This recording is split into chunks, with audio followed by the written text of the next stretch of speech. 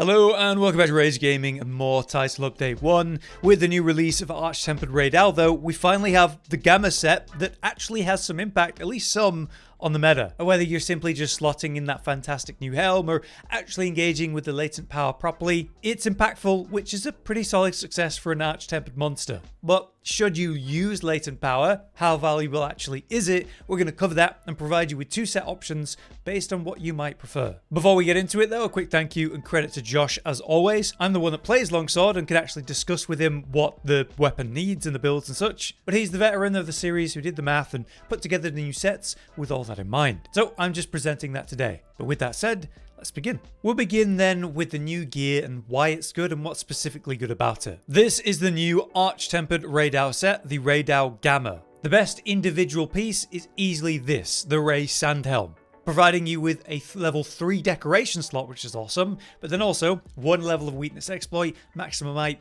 and even stamina surge. It's an incredibly efficient piece that, you know, for the old set for Title Update 1 version of the build, we will straight up replace one piece with, and that will have a minor impact. So it's a nice bit of power creep there in an individual slot. But the rest of the set and the benefits of it are important to understand. Let's start with a familiar set bonus passive, Thunderous Roar. It extends the activation time of the Latent Power skill, and it comes in either the 2-piece activation or the 4-piece activation. Latent Power then by default, it's 2 minutes long, but if you have the 2 set, it gives you an extra 30 seconds, so 230, and then if you have the 4 set, that's another minute added to that, so a total of 3 minutes and 30 seconds uptime on Latent Power in that case. But people are engaging with 3-piece quite often because of Lord's Soul. It boosts your attack and lowers your defense for a period of time. That period of time ends when you take a killing blow, which is then proccing Guts Tenacity to save you from that kill. Now the cat has been prevented, you now get a boost to defense and element resistance. But what are the numbers exactly? Well, the boost to your attack is based on the base attack of the weapon. So if you have the familiar Artian weapon with the base attack of 225 due to the perfect rolls of all attack confusion in an attack boost, then what it is exactly 5% of that base number, which is 11.25 raw. That's pretty solid just to exist with. Stronger than Burst 1, for example. In exchange for that, you obviously have the 5% reduced defense, which is a fine exchange. The other part of it then is the surviving a lethal hit. When you take that hit, the other part activates, boosting your defense new element res. That's a 5% defense boost and plus 3 to all element resistances, which is pretty solid. If you cut after that, it fully resets back to the starting point though, and overall we'd use this for the raw bonus it provides mainly. So it's pretty solid, and that saving your life is very useful. But then we need to talk about Latent Power, which is the skill that has some people at odds. It temporarily increases affinity and stamina depletion rates are reduced while the conditions are met, and as you can see, the numbers are very good when it's going.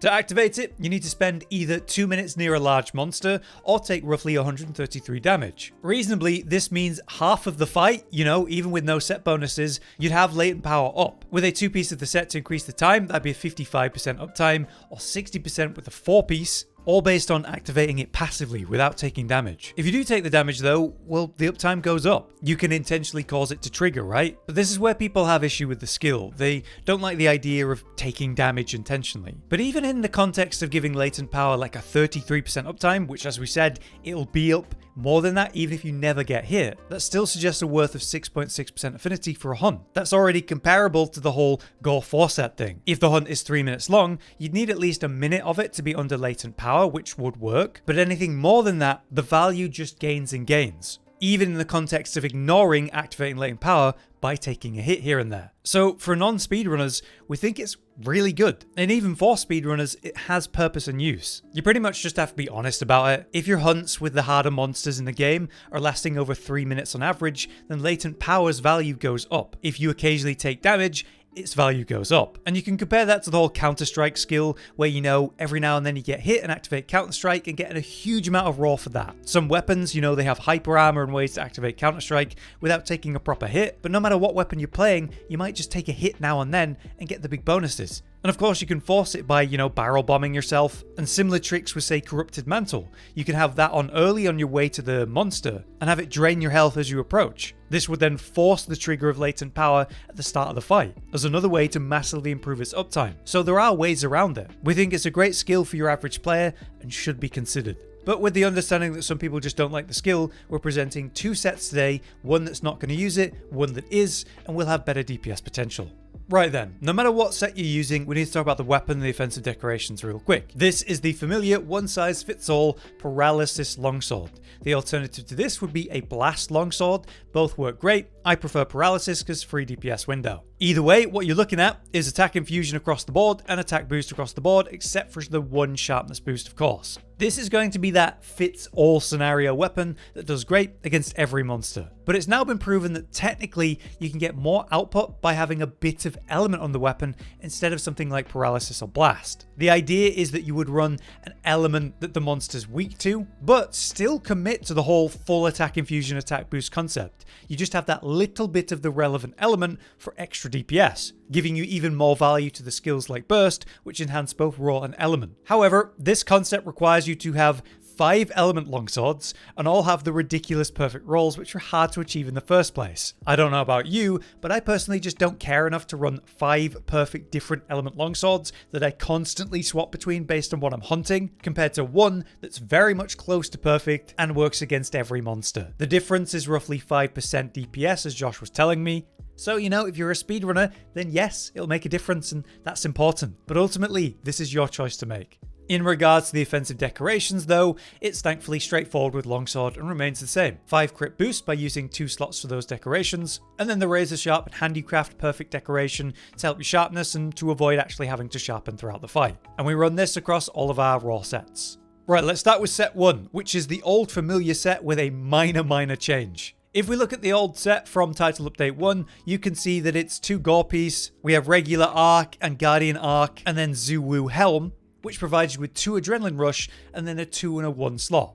But it's a rarity 6 helm, so not as much defense. The new change in Title Update 1 is essentially the exact same set, but instead of Zuwu helm, we now have the Gamma Rey Dau helm, like we talked about. It's a super effective single piece. A level of weakness exploit, max might, stamina surge, and a level 3 decoration slot means we can achieve the exact same skill list as before. Now we have this higher rarity helm for slightly more defense, which is nice, and 1 free level of stamina surge compared to before. That's about it for the change. It's nice, but it's not massive. So it's Rey Dau Gamma Helm, then Beta for the rest, for the arkveld chest, the regular arkveld, then Guardian gloves, and then we have the Gore 2-piece for waist and legs, still using the counter charm for all 3 levels of Counter-Strike. Here are the decorations we use to achieve this skill list. Full weakness exploit, Counter-Strike, max might, antivirus, the quick sheath of course, and then we've got the 2 adrenaline rush and constitution, the 1 burst and stamina surge, as well as 1 level of flinch free. This doesn't achieve any unique or interesting set bonuses, other than obviously the initial 2-piece of Gore to activate Frenzy and get the value of antivirus. So it's a very simple update to the build, but let's look at the math and then we can compare it to the Latent Power Set, which does have slightly more effective raw. So we start with a weapon with a base 225, and we're going to add 25 from Counter-Strike 3, 15 from Adrenaline Rush 2, and 8 from Burst, bringing us to 273 raw. Multiply that by 32% thanks to white sharpness, and that brings us to 360. We have 90% reliable affinity here, which is amazing. We get 30 from Maximum Might 3, we have 30 from the Weakness Exploit, 25 from Antivirus, and the 5 on the base Artian. With 5 crit boost, that's a 40% damage increase to the raw crits, but with 90% affinity. So it's more like a 36% damage increase. Multiply that by the 360, and that brings us to 490 effective raw, which is still really good. But now let's compare that to the Latent Power Set. So here it is. We're using 3 pieces of the Gamma set, 1 piece of the Rey set in beta, and then just the regular arkveld in beta. It's quite interesting. Lots to talk about. So the amazing Rey Gamma Helm, regular arkveld in beta for the weakness exploit and great decoration slots. We've got Gamma Gloves for the amazing decoration slots that provides, and importantly, leading into the passives of the set bonuses. We have the Gamma Waist, which gives you 2 latent power and 2 maximum might for the cost of no decoration slots, but again goes into the armor set pieces. And finally, we have the regular Rey Dau legs in beta, also providing the Thunderous Raw set bonus and 1 level of latent power,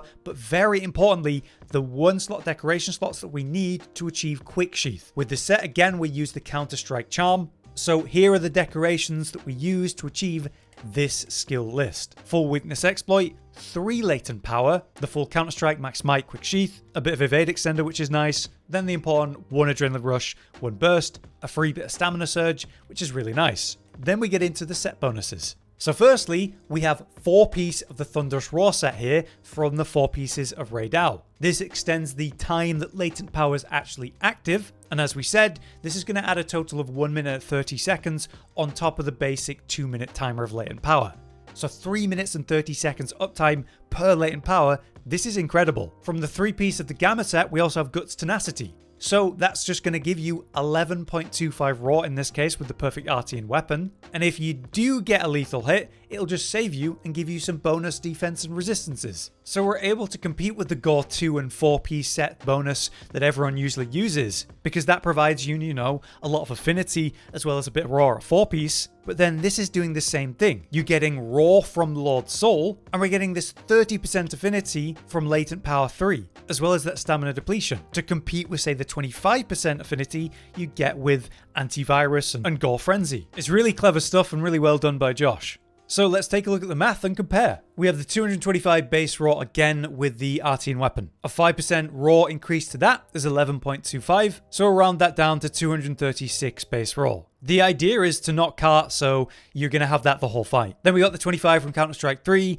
8 from Burst 1, 10 from Adrenaline 1, bringing us to 279. Multiply that by 32% again from the white sharpness, and that brings us to 367. And then we have the 85% reliable affinity. 30 from Maximum Might 3, 30 from Weakness Exploit 5, 5% from the base Artian, and then we're giving 20% from Latent 3. We're assuming 66% uptime because we have that extreme increase to the period that Latent Power is actually active from the set bonus. And the longer the fight goes on, this could even be higher than that in terms of uptime, especially if you're a normal player who gets hit now and then. Anyway, we're assuming a reasonable 85% affinity here. So with Crit Boost 5 being a 40% damage increase for your raw crits, but with 85% affinity, it's more like a 34% damage increase. So we multiply that by the 366, and that brings us to 494 effective raw. That is 4 more effective raw than the other set. And you're not having to do anything special here, you're just playing the game. Latent Power will activate even if you never get hit, and it'll be up even more if you do occasionally take a hit like a normal player. And so we believe that this is going to be more effective raw for most players, which is a pretty interesting update for the set. But there you have it. That's our update for the longsword builds thanks to AT Rey. No matter what way you go, it is going to be at least some kind of bump and change for the set, which I think is a success for what is a single monster update that isn't even the big event of the title update. This is definitely a good start for the Arch-Tempered system, I think, and has me with some good hopes for future AT monsters and what their gamma sets might involve. For you though, you can either ignore Latent Power if you don't like it and make that tiny swap, or engage with it for what we believe is a reliable output increase. But either way, I hope this overview helps you, and if it did, do drop a like. For now though, I've been Hollow, you've been you, thanks for watching. Josh, Cotton, and Hollow with the videos, dropping the humor like a hammer on your tippy toes, bringing entertainment on a daily arrangement to take our insanity and turn it into entertainment. Yes, I said entertainment twice, to reiterate that it is nice to look into your faces on a mostly daily basis when you let us in your homes to make the whole world a stage. Goodbye.